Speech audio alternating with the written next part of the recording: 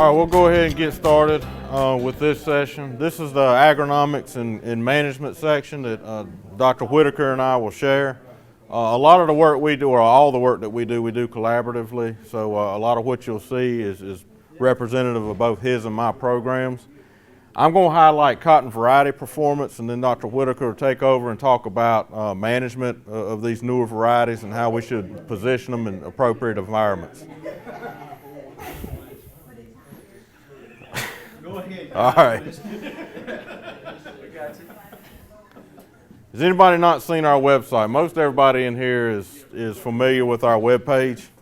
UGAcotton.com. Everything I'm going to be talking about today is going to be built into the website.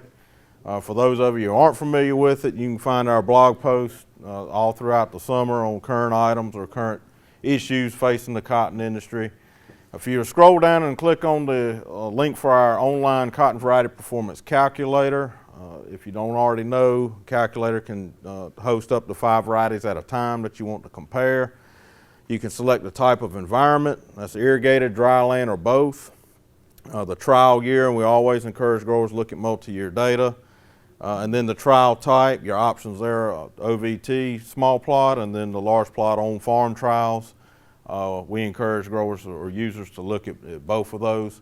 Once you make those selections, click on Next, and a list of all the trials that meet the criteria that you selected will come up, and this allows you to hone into particular geographical regions or particular trials you may be interested in.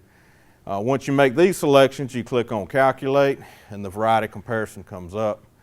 You can see how the varieties compare to each other up there at the top.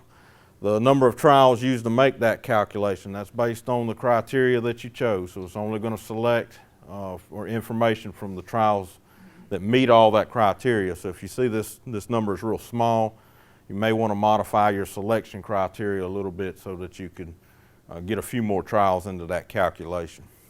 At the bottom is just some general information about stability and how varieties compare to the trial average in certain environments. If that number is above 100, that indicates it performed better than the trial average in that particular environment. Every now and then you'll see a variety that only does well or only above average in irrigated situations and maybe below average in dry land situations or vice versa. That would indicate that that variety probably needs to be positioned as a irrigated variety. All right, I update this slide every year. I think it's very important. These are just a few considerations that I think we should keep in mind when approaching a variety decision. First and foremost, knowing the primary yield limiting factor in a particular farm and field is really important in my opinion. In most years, our most common yield limiting factor is going to be water. All right, that wasn't necessarily the case in 2013, but that in a typical year is our most common factor. Now, yield limiting factor can be any number of things. I'm only going to highlight a few that might influence what variety you decide to plant.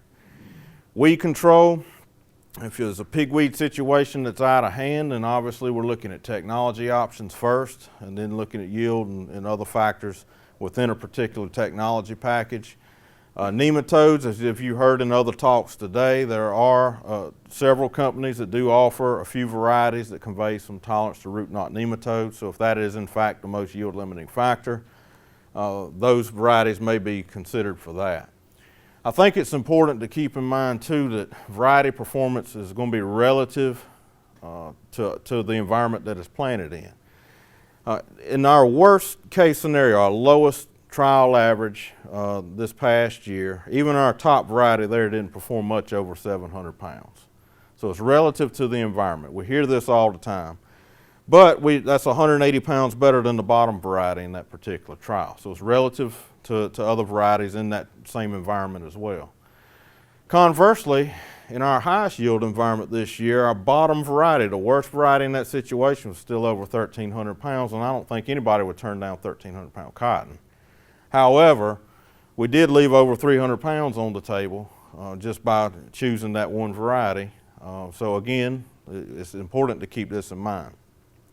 In my opinion, stability is going to be the best predictor for how a variety is going to perform across a number of factors. Every variety can win a trial, same variety can lose a trial, but how often or frequently a variety performs at or near the top, in my opinion, is the best predictor for how it's going to do across planting dates, soil types, irrigation management, rainfall patterns, the way the grower manages it with PGRs and other factors. The list goes on and on. Lastly, and I'm going to harp on this a lot, I think we really need to look at multi-year data and multi-location data to make a good decision. Because 2013 was such an abnormal year for us. Typically, we would encounter some drought stress. We did not necessarily encounter drought stress in 2013, so I think we need to look at a little bit older data to make a good dryland decision in 2014. All right, this may be the most important slide. This is the cost per acre associated with improper variety selection.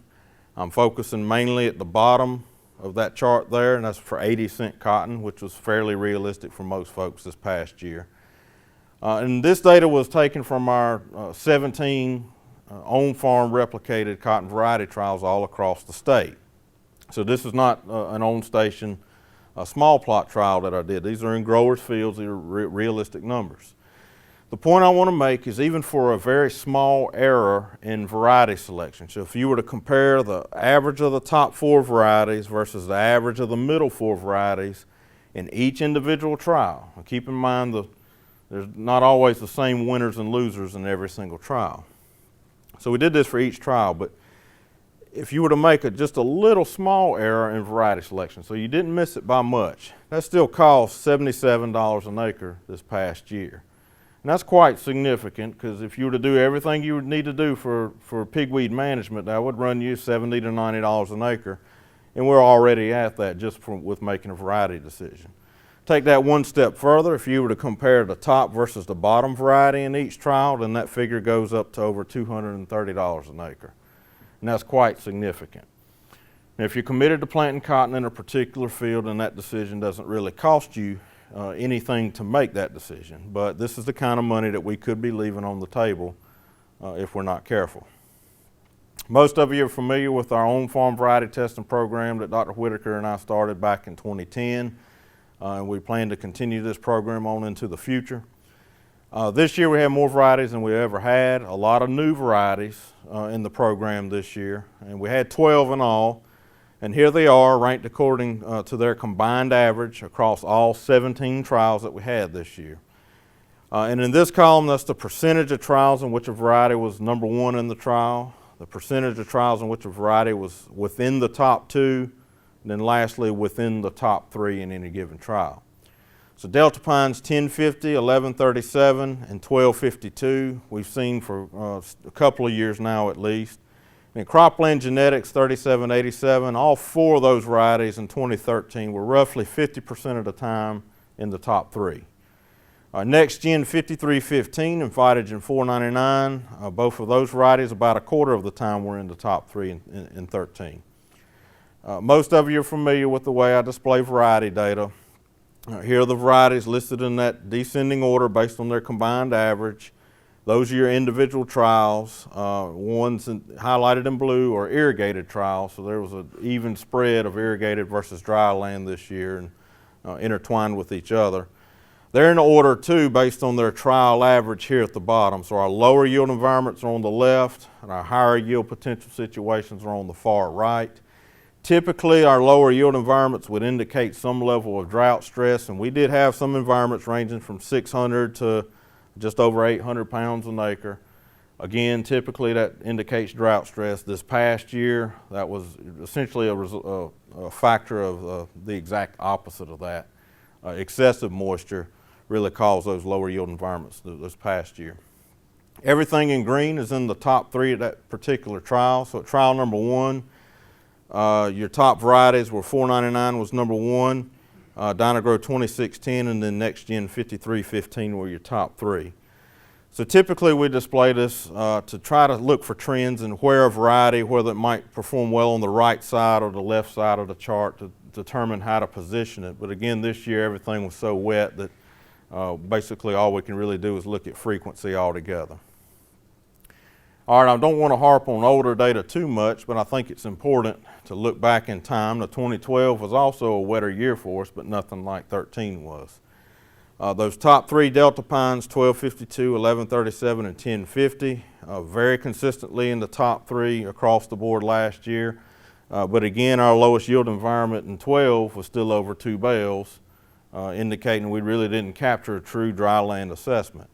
So if you go back to 2011, now from all the varieties below 1050 are no longer in the on-farm program, but those top three are. You can see how these rank: Phytogen 499, then Delta Pine 1137, and Delta Pine 1050.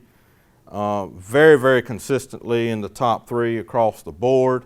In that particular year, we did have environments ranging from less than 200 pounds all the way up to over 900 pounds and everything in between. And that's the last time we really had a true assessment of dryland variety performance. So I think this is important moving forward. And you can see where the irrigated trials really fell on the far right side of the chart most of the time. All right, OVT. OVT can host a lot more varieties than we can in an on-farm trial. OVT is a good platform for experimentals to see what's going to advance and what's not. So for a brand new variety, if we want any information at all on anything brand new, we really have to go to OVT, as it may have been tested as an experimental. Now, OVT is broken into early and late maturing categories. On the left side, that's your early maturing categories, and I'm only going to show the top 15, so there's more varieties in these trials.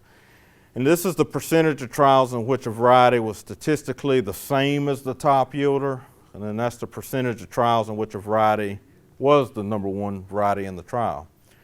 So for the early varieties, we've got one there, it's experimental from Phytogen. And Phytogen 499, 100% of the time, no different than the top yielder. Two more experimental varieties with Phytogen. Phytogen 333 was not in the on-farm trials. Next Gen 1511, same thing as Americot 1511.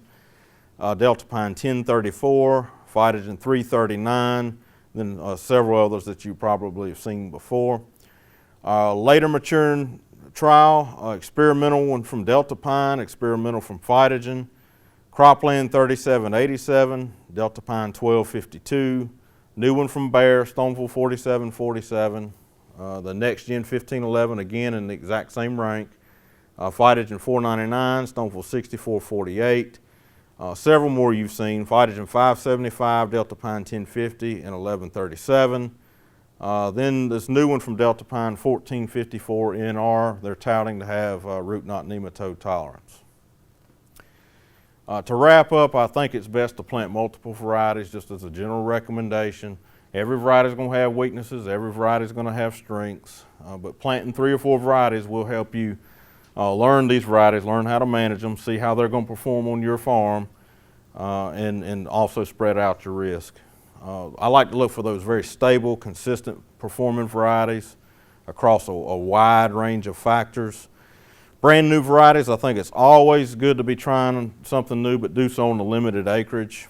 And again, look at multi-year data. I think that's extremely important going into 14. I do want to acknowledge the Cotton Commission. They support a lot of what Dr. Whitaker and I do in our programs. Cotton Incorporated, our seed companies, our county agents, and our cooperating growers are all important components of this on-farm variety testing program, so it's a collaborative effort, and I want to acknowledge their efforts too. Any quick questions before I turn it over to Dr. Whitaker?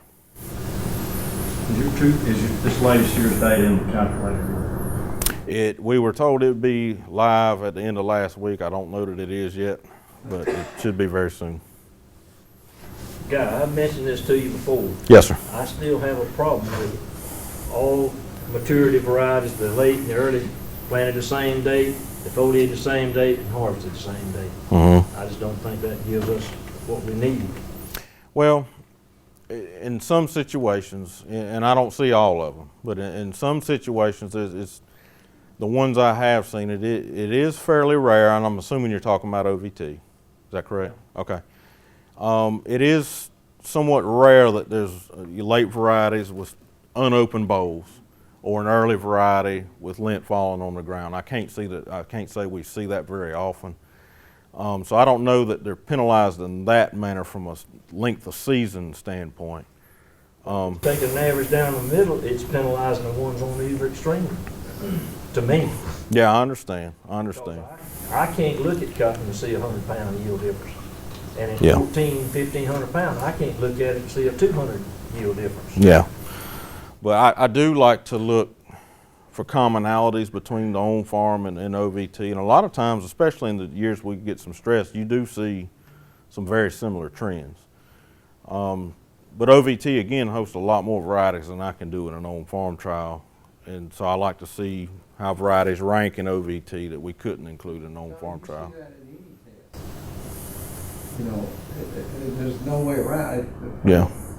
And it's, I don't think, you occasionally hear somebody may tilt the test. I don't think people are smart enough to do that, you know what I'm saying? And sometimes it's just a matter of when they get to it. Yeah. Now, sometimes on my experience on farm is sometimes that's the last they do. That can be a little bit of a discouragement at times. Yeah. But if you want to plant, say double crop cotton, and time is of the essence, then that's what we need. We need to know. I mean, let the chips fall as far as knowing there's going to be some differences even within what is marketed as an early short season versus full season variety. Yeah. Johnny, I'll be honest with you. I kind of feel like we teased the early and full too far now. I think, well, from what I've seen, I mean, I think you're definitely right. There's certainly some ones on either end that definitely get penalized for help. But from what There's been an argument made to include them all in one test. Extreme earlys and lates. And essentially that's what we have in on-farm trials. So it's very difficult to treat them independently.